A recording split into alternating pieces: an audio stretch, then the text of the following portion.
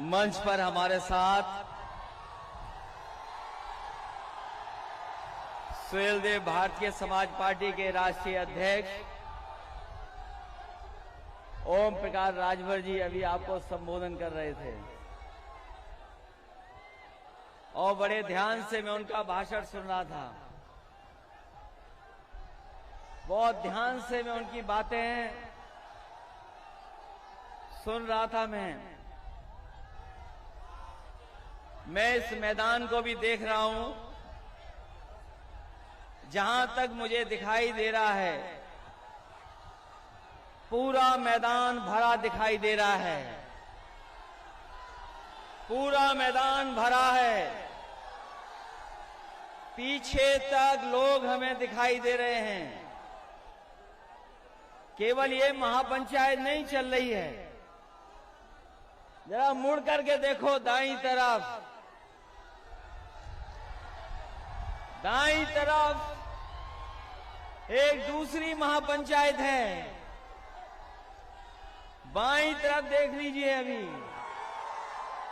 पीछे दिखाई दे रहा है।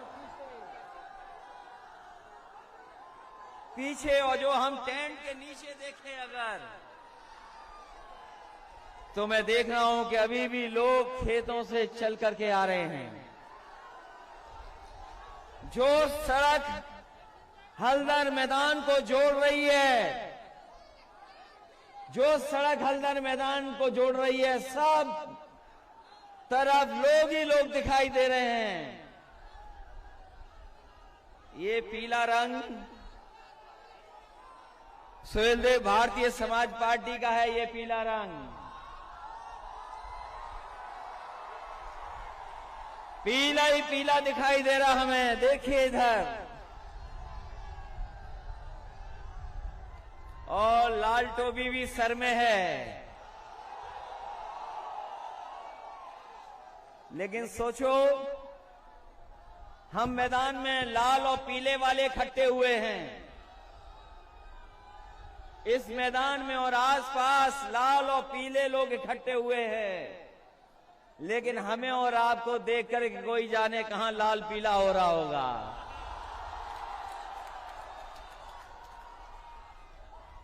और इस बात को हमारे आदरणीय ओम प्रकाश राजभर जी अच्छा जानते होंगे। जब पीला और लाल एक हो गया तो दिल्ली और लखनऊ में लाल पीला कौन हो रहा है?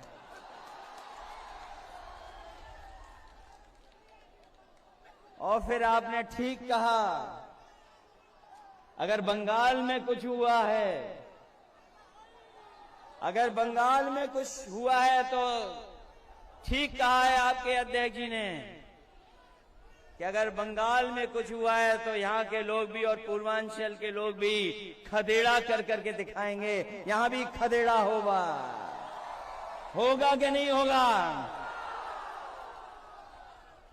और मैंने लखनऊ में कहा था, मैंने लखनऊ में कहा कि जिस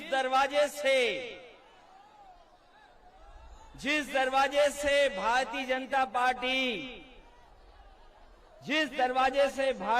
पार्टी सत्ता में आई है, वो दरवाजा ओम प्रकाश राजभर जी ने बंद कर दिया है और हम लोगों ने मिलकर के उसमें छटकनी लगा दी है। बताओ अब भारतीय जनता पार्टी का क्या होगा?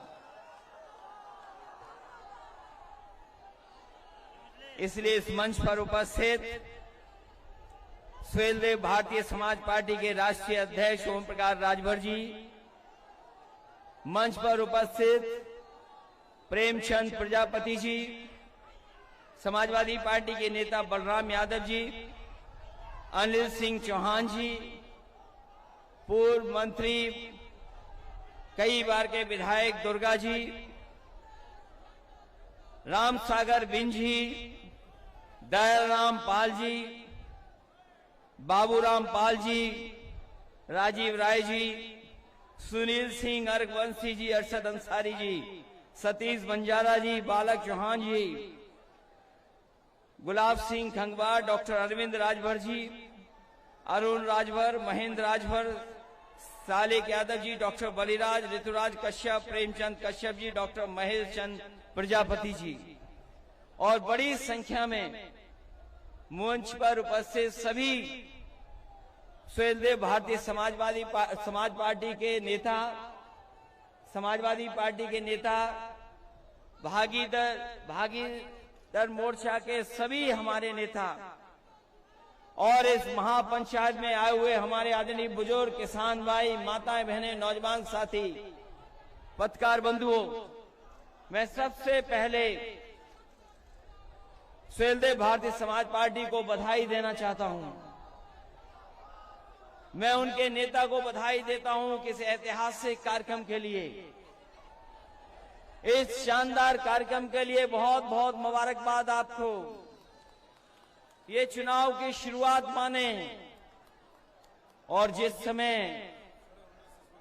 पूर्वांचल जाग जाता है, जिस समय पूर्वांचल के लोग चल देते हैं, वो निश्चित दिन हो जाता है कि इतिहास बदलेगा और जो हम आप वंचित समाज, पिछड़े, दलित, अल्पसंख्यक, जिनको अधिकार नहीं मिले, जिनको सम्मान नहीं मिला, मुझे पूरा भरोसा है कि आने वाले समय में जो चुनाव होगा, उत्तर प्रदेश से भारतीय जनता पार्टी का सफाया होने का काम होगा। और सफाया इसलिए जरूरी है कि महाराजा सुहेलदेव राजभर और डॉक्टर राम मनोहर लोहिया को मानने वाले लोग और बाबा साहब भीमराव अंबेडकर जी के सिद्धांत पे चलने वाले लोग और तमाम महापुरुष जिन्होंने हमें आपको पीढ़ी दर पीढ़ी जगाने का काम किया है, उन सबके सिद्धांतों पे हम लोग चलने वाले लोग हैं। इसलिए एक होकर के जब आगे चलेंगे, आगे एक होकर के संघर्ष करेंगे, तो इस ताकत का कोई मुकाबला नहीं है, कोई मुकाबला नहीं है। ये जब रैली अनाउंस नहीं हुई थी, इस कार्यक्रम का फैसला नहीं हुआ था, तो आकलन करने वाले कुछ आकलन कर रहे थे कि कौन कितनी सीटें जीतेगा। लेकिन जैसे ही गठबंधन हुआ है, लोगों ने, जिन्होंने आकलन करना शुरू किया था, जो बड़ी बड़ी संस्थाएं हैं, वो भी महसूस कर गई हैं कि अब इस गठबंधन को कोई रोकने वाला नहीं है। जो मैंने पहले कहा था, पहले भी कहा मैंने और फिर कहता हूं इस मैदान में और इस भरोसे के साथ कह रहा हूं कि जब पीले सुहेलदेव राज पार्टी के लोग, समाज पार्टी के लोग और समाजवादी पार्टी के लोग जब एक हो गए हैं, तो हो सकता है कि जनता 400 सीटें भी जिता दे।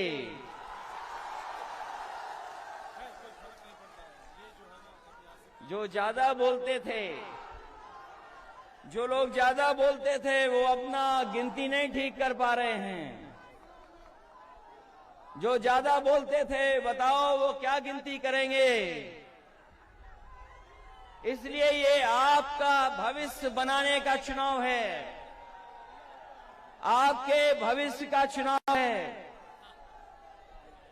जो खोया हुआ सम्मान, उस सम्मान को पाने का चुनाव है। जो आपने सम्मान खोया है, उस सम्मान को पाने का चुनाव है। बताओ एक होकर के सफाया होगा भारतीय जनता पार्टी का? नहीं होगा।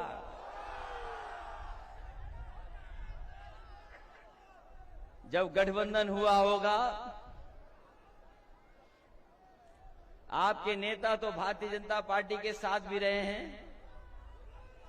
बताओ न जाने कितने सपने दिखाए भारतीय जनता पार्टी ने, क्या क्या सपने दिखाए भारतीय जनता पार्टी ने, न जाने क्या षड्यंत्र किए, कितना झूठ बोला। बताओ झूठ बोलने वाली पार्टी कौन सी है? झूठ बोलने वाली पार्टी कौन सी है? लेकिन हमें अब महसूस हो गया है कि झूठ बोलने वालों की कोई साजिश अब दलित पिछड़े लोगों के बीच में चलने वाली नहीं है।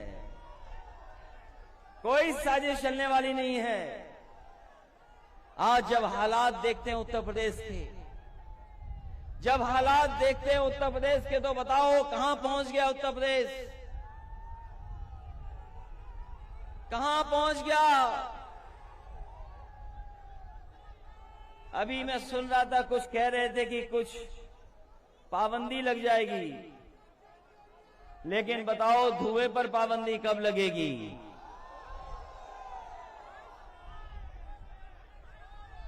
किसी पे पाबंदी लगाने की बात कह रहे थे, लेकिन धुआं भी है, उस पर भी पाबंदी लगनी है।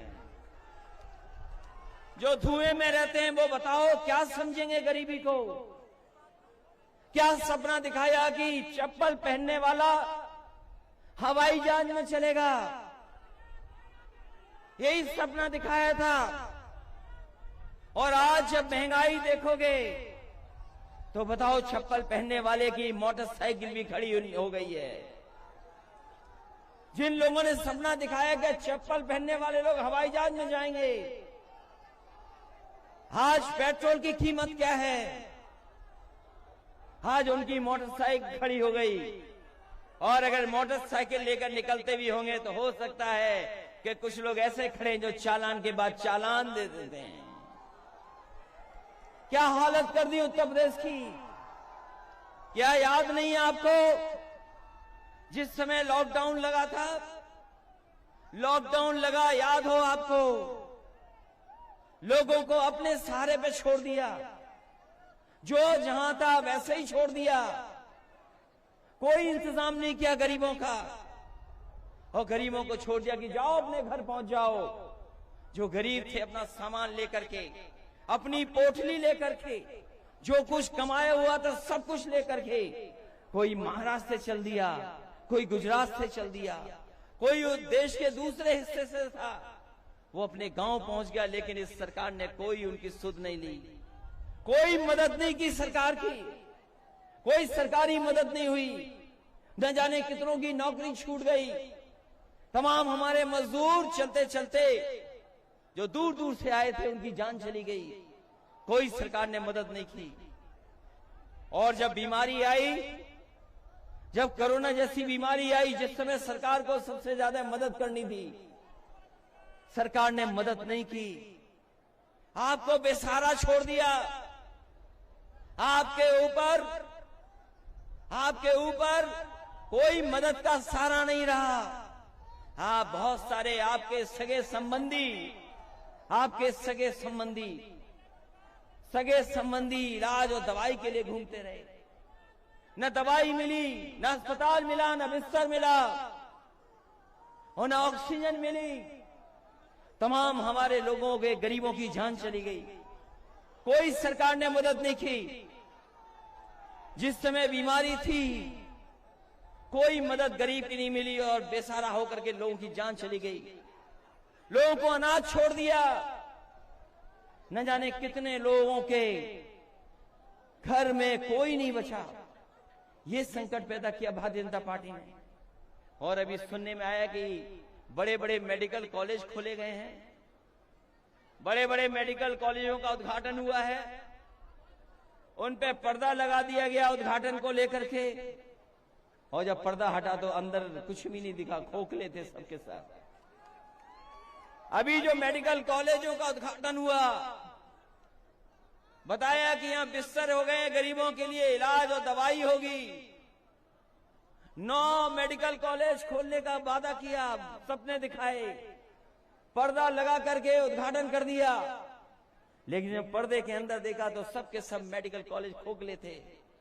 उनके अंदर न डॉक्टर, न दवाई का इंतजाम, न बिस्तर, केवल गरीबों को धोखा देने का काम कर रहे हैं। और अजीब सरकारें हैं। कैसी सरकारें हैं सोचो आप। दिल्ली वाले लखनऊ के लिए झूठ बोल रहे हैं और लखनऊ वाले दिल्ली वालों के लिए झूठ बोल रहे हैं। कैसी सरकार। जिन्होंने गरीब की मदद करनी थी वो गरीब की मदद नहीं कर पाए। जो कारखाने बड़े बड़े थे जिनमें नौकरी और रोजगार मिल जाते हैं, बताओ वो नौकरी वाले कारखाने, रोजगार वाले कारखाने कहां चले गए? बताएं हिसाब किताब कहां है वो कारखाने? यही नौजवान नौकरी और रोजगार ढूंढ रहे हैं। क्या भविष्य है इनका बताओ? नौजवानों सोचो कभी, क्या भविष्य है आपका? क्या भविष्य बना दिया आपका? न नौकरी न रोजगार। और जिनमें नौकरी और रोजगार भी कारखानों में मिल जाते, वो सरकार ने बेचने का काम किया है। वो सब बिक गए। ये हमारा उत्तर प्रदेश देश इसलिए पहचान है इसकी, इसलिए पहचान है क्योंकि हम और आप लोग एक साथ रहते हैं।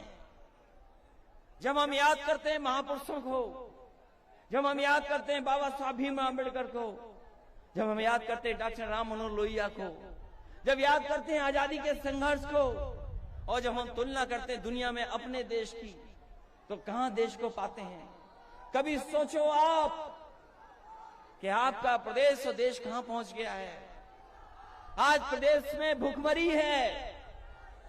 हमारे गरीबों पे भर पेट खाना नहीं मिल पा रहा है, कपड़े नहीं है, और जिस तरीके से महंगाई बढ़ रही है, इस महंगाई के कारण गरीबों को आत्महत्या करनी पड़ रही है। हमारे किसान भाई हैं, मजदूर हैं। बताओ किसान भाइयों, यही भारतीय जनता पार्टी ने वादा किया था कि तुम्हारी आय दोगुनी हो जाएगी। याद है कि नहीं याद है आपको? यही भारतीय जनता पार्टी ने वादा किया था कि हमारे किसानों की आय दोगुनी हो जाएगी। कौन सी फसल की आय दोगुनी हो गई बताए हमें? अभी धान खड़ा है, क्या धान की कीमत आपको दुगनी मिल जाएगी, आय दोगुनी हो जाएगी? कोई ऐसा है यहां पर जिसके खेत ना हो? क्या नौजवानों आपके खेत नहीं है क्या? एक तो नौकरी नहीं, रोजगार नहीं, और जो खेती बाड़ी है वो भी मुनाफे की नहीं बची। बताओ, जुताई महंगी हो गई, बुवाई महंगी हो गई, बीज महंगा हो गया, डीजल महंगा हो गया, खाद की बोरी से चोरी हो गई, पेस्टिसाइड महंगा हो गया। बताओ, लागत बढ़ गई कि नहीं बढ़ गई? आपकी लागत बढ़ती चली जा रही है। आय दोगुनी नहीं हुई, लेकिन महंगाई दोगुनी हो गई। आकलन कर लो आप। और जब किसान अपना हक मांगने को निकले, तो किसानों के ऊपर जीप चढ़ा दी। बताइए, जीप चढ़ा दी किसानों के ऊपर। उन टायरों से किसानों को कुचल दिया। कहीं दुनिया में ऐसा होता हो तो बता दो। इस हल्दर मैदान में सोचो, अगर हम उन किसानों को नहीं याद करेंगे, इस हल्दर मैदान में क्या हम अपने हल्दर भाइयों को नहीं याद करेंगे, जिसके कंधे पे हल, वो हल्दर? क्या हमने आपने वो तस्वीरें नहीं देखी कि किसान जब अपना हक मांगने को गया, अपने अधिकारों को मांगने गया, तो इसी सरकार के एक मंत्री के बेटे ने गाड़ी से कुचल दिया किसानों को। किसानों को कुचल दिया, उनकी जान चली गई। और अभी तक गृह राज्य मंत्री ने इस्तीफा नहीं दिया है। गृह राज्य मंत्री हटाए नहीं गए हैं। तो बताओ, कौन उम्मीद करेगा कि जिसके बेटे ने किसानों को कुचल दिया हो और पिताजी गृह राज्य मंत्री हो, तो क्या न्याय मिलेगा? किसान भाइयों सोचो, अगर 3 कानून लागू हो गए तो आप अपने खेत में मजदूर हो जाओगे, और खेती करने का भी अधिकार आपके हाथ में नहीं होगा। जिनसे आपका कॉन्ट्रैक्ट हो जाएगा, वो तय करेंगे कि खेती कौन सी करनी है। ये 3 कानून केवल किसान नहीं, बल्कि इस देश की अर्थव्यवस्था को बर्बाद करने वाले कानून हैं। इस देश की अर्थव्यवस्था को बर्बाद करने वाले कानून हैं। जिन किसानों ने सदियों से अपनी खेत की सेवा की हो, उस मिट्टी को पूजा हो, उस खेत में काम किया हो, उनके खेतों को छीनने की साजिश हो रही है। और कोई एक दो किसान नहीं मरे हैं, 600 से ज्यादा किसान मारे जा चुके हैं।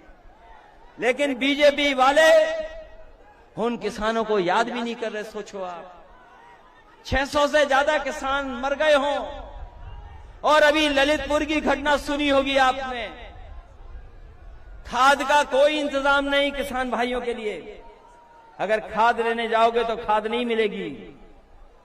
अभी ललितपुर में किसान खड़े खड़े रह गए, 2 दिन तक खड़े रह गए किसान, नहीं खाद मिली। एक किसान की तो वहीं मृत्यु हो गई, लेकिन उसे खाद नहीं मिली। दूसरा नौजवान किसान ने आत्महत्या कर ली, उसे खाद नहीं मिली। बताओ, ऐसी सरकार जिसको हम और आप लोग अन्नदाता बोलते हों, जो हमारा पेट भरता हो, जो हमारा पेट भर करके हमें कपड़े पहनाता हो, उस किसान के सम्मान में हम खाद नहीं उपलब्ध करा सकते। ये बड़ी बड़ी बातें करने वाली सरकार जो कहती कि हम हवाई जहाज में चप्पल पहनने वालों को बिठा देंगे, जब हमारे किसान को जरूरत है तो खाद नहीं दे पा रहे, डीएपी की जरूरत है तो डीएपी नहीं दे पा रहे हैं। ये कैसी सरकार है, सोचो। और हमें आपको न जाने कितनी बार लाइन में लगा दिया। कभी लाइन में लगाया था नोटबंदी में, याद है कि नहीं याद है? और जिस समय नोटबंदी में लाइन में लगाया था तो याद है क्या कहा था कि काला धन खत्म हो जाएगा, भ्रष्टाचार खत्म हो जाएगा। हम आपसे पूछना चाहते हैं, बताओ इस मैदान में उपस्थित सभी भाइयों, भ्रष्टाचार खत्म हो गया कि नहीं खत्म हो गया? और काला धन वापस आ गया कि नहीं आ गया? इन भारतीय जनता पार्टी के लोगों से पूछो, इन भारतीय जनता पार्टी के लोग बताएं कि वो काला धन और भ्रष्टाचार कब खत्म होगा। और ये सरकार तो केवल नाम बदल रही है, रंग बदल रही है, शिलान्यास का शिलान्यास कर रही है, उद्घाटन का उद्घाटन कर रही है। हम लोगों ने गरीबों के लिए एम्बुलेंस चलवाई, जो एम्बुलेंस चलवाई थी गरीबों के लिए कि उसे तकलीफ ना हो, परेशानी ना हो, उस एम्बुलेंस को भी खड़ा कर दिया है। पुलिस के लिए 100 नंबर दी थी व्यवस्था, पुलिस जल्दी पहुंच जाए, मदद करने के लिए पहुंच जाए, लेकिन उस पुलिस की व्यवस्था को भी खराब कर दिया। और ये पूर्वांचल की खुशहाली के लिए सबसे बड़ी सड़क बनाई थी,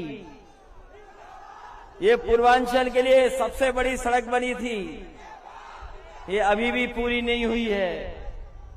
ये मऊ को जोड़ने वाली सड़क जो आगे चली जाए गोरखपुर, सलीमपुर, वो भी अभी नहीं बनी सड़क। जो काम शुरू किए गए थे वो अभी भी पूरे नहीं हुए।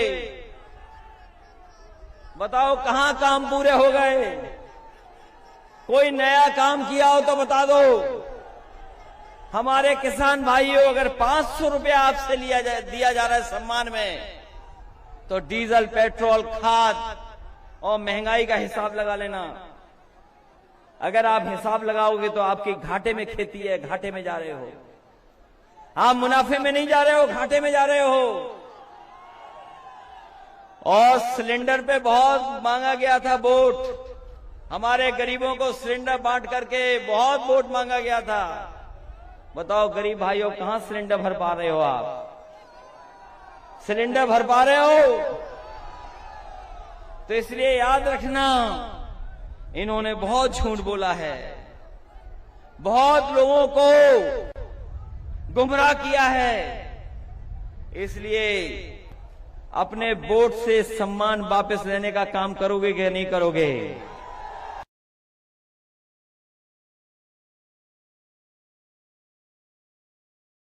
के साथ, दलितों के साथ जो अपमान की सरकार चलाई इन्होंने,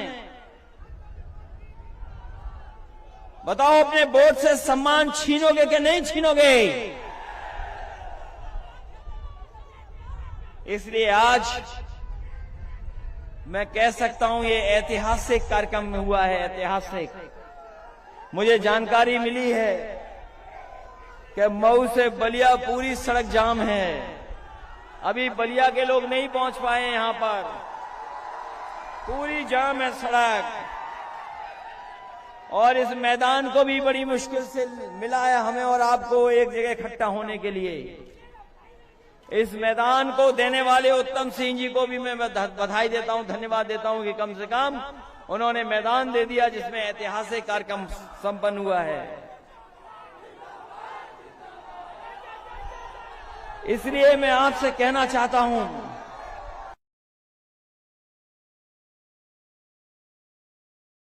ये लड़ाई बहुत लंबी है और इस लड़ाई में जो हमें सहयोग मिल रहा है, आपका जो समर्थन मिल रहा है, ये ऐतिहासिक समर्थन, ये ऐतिहासिक परिणाम देगा।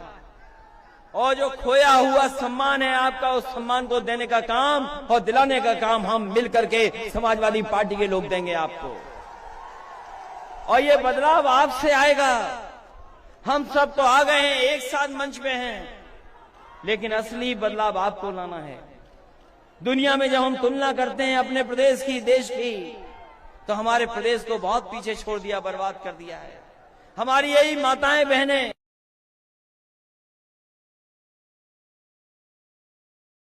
यदि पेंशन छीन ली 500 रुपए की, आप सरकार बनाओ, महंगाई बढ़ गई है, हमें अगर 3 गुना भी बढ़ा के देना पड़ा तो इन माताओं बहनों का सम्मान करने का काम समाजवादी पेंशन से देने का काम होगा। इस सरकार ने कोई बिजली नहीं बनाई,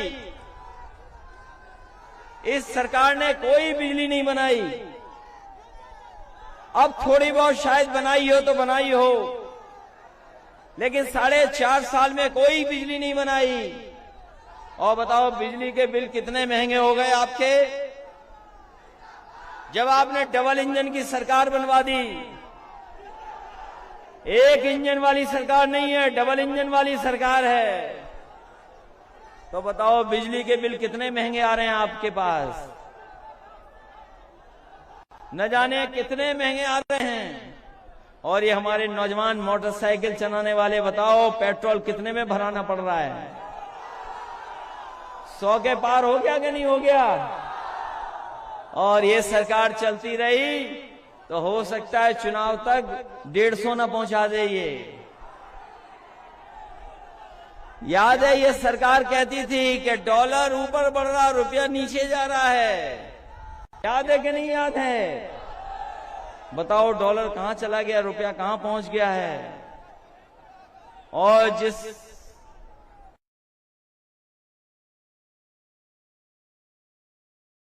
अकाउंट है हमारा कितना, 100 रुपया पार हो गया है।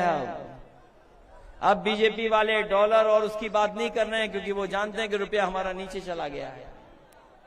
इसलिए आपसे हम निवेदन करने आए इस मौके पर,